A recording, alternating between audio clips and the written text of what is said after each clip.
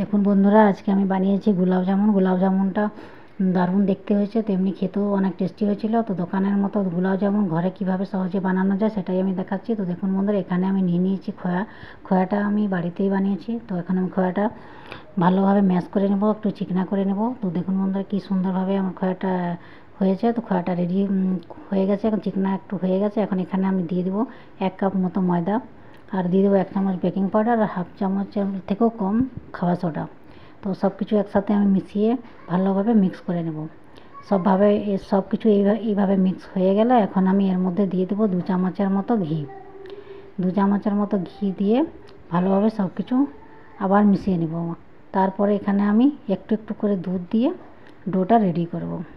তো একটু একটু করে মাত্র 2 চামচই আমার দুধ লেগেছিলো, আর ডোটা আমার রেডি হয়ে গেছে। তো ডোটা দেখতেই পাচ্ছেন বন্ধুরা, সুন্দরভাবে এইভাবে বানাতে হবে। খুব বেশি গিলা যেমন হয় না, বেশি টাইটও যেমন না হয়। তো সুন্দরভাবে নরমভাবে একটা ডো বানাতে হবে। দেখুন বন্ধুরা, আমার ডোটা রেডি হয়ে গেছে। এখন আমি এগুলোকে গোলাপ জামুনের শেপ দিব। তো এখানে আগে আমি গোল গোল শেপ বানিয়ে নেব, সবগুলোকে একটু বল বানিয়ে নেব। বলগুলো আমি রেডি করে নেব আগে। তো এইভাবে সব বলগুলো আমার রেডি করে তারপরে একটা আমি এখানে শেপ দিয়ে নেব।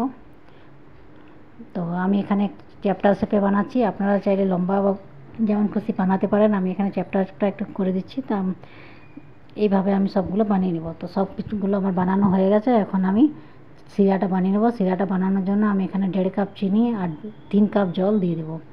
জলটা দিয়ে ভালোভাবে ফুটতে দেবো। আর এখন উপর থেকে দিয়ে দেবো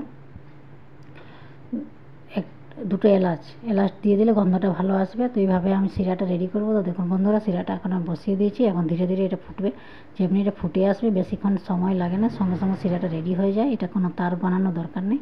তো একটু চিপচিপে হয়ে গেলেই রেডি হয়ে যাবে। তো দেখুন বন্ধুরা, এইভাবে আমার শিরাটা ফুটে উঠেছে। তো এখন আমার শিরাটা রেডি। তো এখন আমি একটা কড়াই তেল বসিয়ে দিয়েছি। এখন দিয়ে দিয়েছি তেলের মধ্যে 2 চামচের মতো ঘি দিয়ে ভাজলে বেশি ভালো হয়। এখন তেলটা আমার হালকা গরম আছে। তো হালকা গরমের মধ্যেই আমি বলগুলো ভেজে নেব।